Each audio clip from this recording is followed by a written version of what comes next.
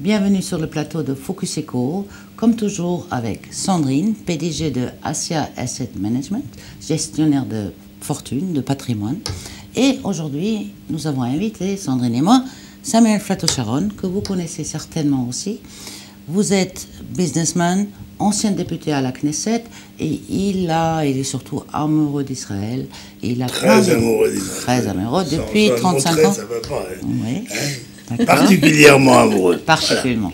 Voilà. Donc aujourd'hui, on va parler de la politique sociale d'Israël et des inégalités qui existent. Voilà, c'est un grand sujet, oui. C'est un grand sujet. Et il mérite d'être débattu. On va faire un petit tour de l'actualité économique internationale avec Léa Bennett.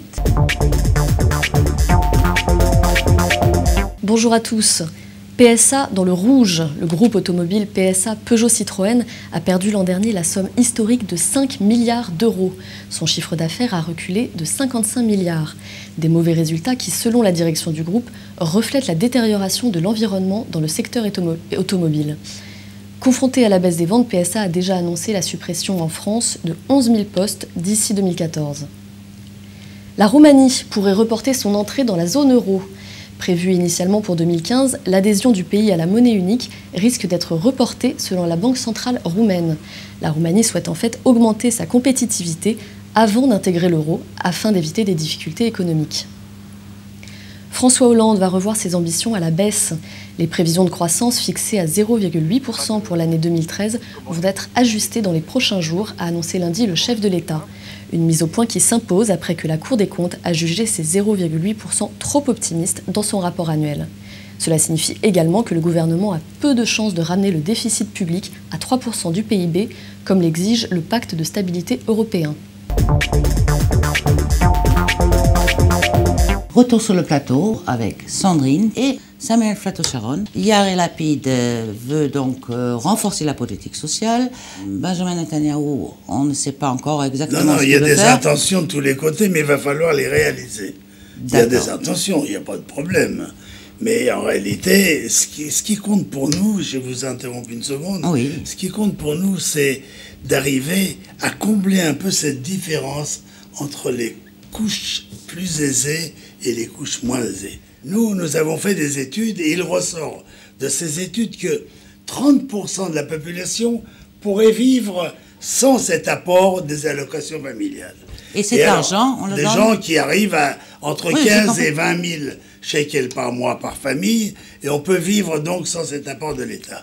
Alors ce que je voudrais faire, moi, il y a 20 ans que je me bats pour cette idée, c'est que ces 30% qu'on va économiser, en ne le donnant plus aux couches plus favorisés, on va les donner aux pauvres, aux vrais pauvres, aux gens qui comptent à un shekel près, qui ont des problèmes. Et croyez-moi, arriver à améliorer la vie de 30% de la population, arriver à améliorer la vie des pauvres en leur apportant quand même un apport régulier et important, ça change un peu les choses.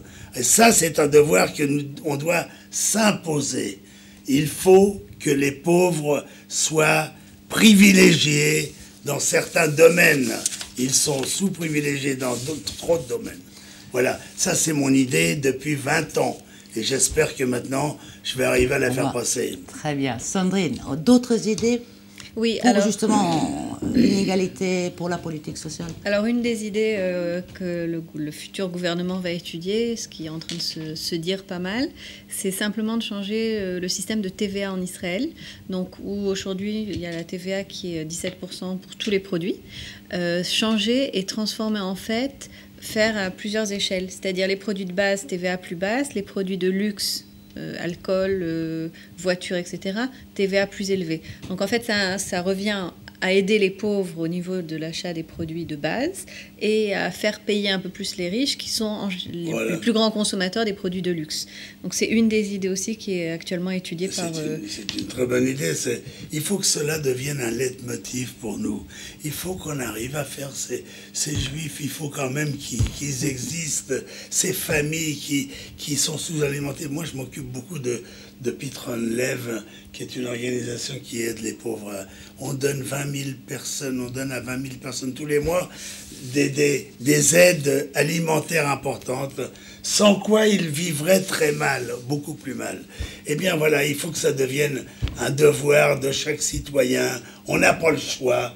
Il faut qu'on pense à nos pauvres. D'ailleurs, il y a un sondage qui dit 75% de la population israélienne estime que la pauvreté ou le mal-être parce qu'on ne gagne pas assez d'argent, c'est une menace plus importante que le nucléaire iranien. Oui, c'est sûr que quand on a peur de ne pas finir la fin du mois, c'est ce qu'on regarde avant tout le reste. Bah, bien sûr, c'est vrai. Bien sûr. Et c'est vrai qu'aujourd'hui... Vous connaissez, c'est quand on a mal aux dents, on pense plus aux choses. Oui, exactement. Et quand on a faim...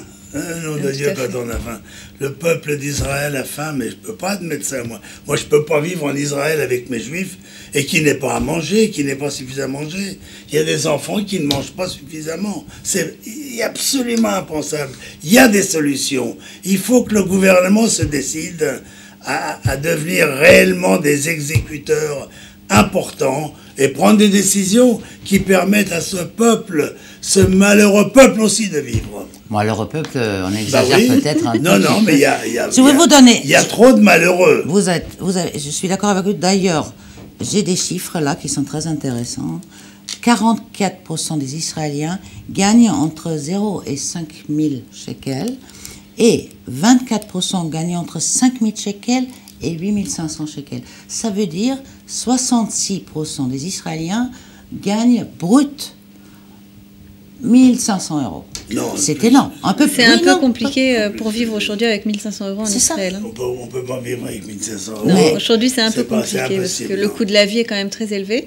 Et mais c'est pour ça aussi qu'il y a un gros problème au niveau de la pauvreté en Israël qu'on connaissait beaucoup moins avant. Donc aujourd'hui c'est vrai que ça devient compliqué. Du bureau des revenus de l'État. Oui. Oui, c'est un peu exagéré. Vous pensez ? Je ne sais pas qui a sorti ça, mais l'État. En tout cas, c'est pas important. C'est vrai que il faut améliorer les conditions d'existence dans ce pays. Il faut que nous prenions ce problème en charge dès maintenant et aboutir à ce que ce peuple soit un peu plus heureux. Ouais, oui. Mais je pense que c'est très clair pour le prochain gouvernement. Il sait que ça va être un des problèmes à régler. Il sait que c'est ça.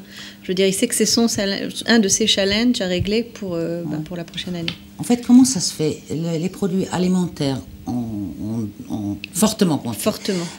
L'immobilier a augmenté de 64% depuis 2008. Où est la raison ? Où est l'erreur ? C'est pas une question d'erreur. Pour l'immobilier, ça va être l'offre et la demande. Donc, on en a déjà parlé dans une émission précédente. Il y a simplement beaucoup plus de demandes que d'offres. Donc, ça, c'est aussi un des chantiers qui va être mis en route par le prochain gouvernement, de lâcher plus de terrains qui appartiennent à l'État pour pouvoir diminuer un peu les prix des terrains pour les constructions, pour augmenter l'offre, en fait, et pour un petit peu plus ajuster l'offre et la demande. Vous savez que l'État en Israël est propriétaire de 90% des terrains. Exactement. Le seul pays au monde où un État est on en a déjà parlé dans une émission précédente. Moi, je passe ma vie à dire aux politiciens, mais libérer les terrains. Ça nous sert à quoi d'être propriétaire ? Absolument. On va mourir avec 90% des terrains qui nous appartiennent. Ouais. Il faut les distribuer, il faut les donner aux jeunes soldats, il faut faire quelque chose. Et ça fera diminuer l'immobilier, ça fera diminuer les appartements, et ça permettra aux gens de vivre mieux. En réalité, il faut que le gouvernement se mobilise une fois pour toutes pour penser à ces pauvres citoyens. On vous a interrompu, là, vous étiez... Oui, donc je disais au niveau de l'immobilier, donc ça c'est clair que c'est un des chantiers qui va être pris par le gouvernement. Jusqu'à aujourd'hui, on n'a pas réussi à le faire à cause principalement de Chasse qui gardait ce ministère, religieux. Donc c'était un peu le parti religieux qui gardait ce ministère, donc c'était un peu compliqué, mais je pense que là, Netanyahou a dit qu'il voulait garder le ministère au sein du Likoud pour pouvoir justement faire les réformes nécessaires au niveau du logement. Il ne faut pas oublier aussi que les Israéliens ont pour habitude d'acheter leur appartement et non pas de louer. Donc forcément, quand les prix augmentent, c'est de plus en plus compliqué pour acheter. Donc, et les locations aussi augmentent parce qu'il faut quand même qu'il y ait une certaine rentabilité qui se tienne logique sur les appartements. Donc c'est vrai qu'aujourd'hui, le logement est un problème important en Israël que j'espère qu'on va pouvoir résoudre. La seule le gouvernement va solution, réussir à c'est de résoudre. débloquer les terrains. Absolument, absolument. Bien sûr. En fait, on a plein de solutions, on a plein d'idées. On sait ce qu'il faut faire. Et pourquoi on le fait pas? Malheureusement, on le fait pas. Vous voulez pas revenir en politique, peut-être? Non, j'ai pas envie de revenir en politique, mais j'ai envie de me battre pour que mon peuple vive un peu mieux quand même. On passe au conseil de Sandrine. Aujourd'hui, je vais parler d'un pays intéressant, dont on ne parle pas souvent, qui est le Canada. Donc en fait, le Canada a une très bonne économie, beaucoup de réserves de pétrole. Et pour aujourd'hui, les prochains mois, le pétrole va pouvoir être extrait. Donc je conseille de regarder attentivement les sociétés qui extraient le pétrole au Canada et de rentrer aussi sur le marché canadien comme alternative au marché américain, qui est un marché très intéressant. Merci beaucoup Sandrine, merci beaucoup Samuel Fatou-Sharon. Merci à vous. Merci à vous de nous avoir suivis. À demain pour un autre Focus Eco.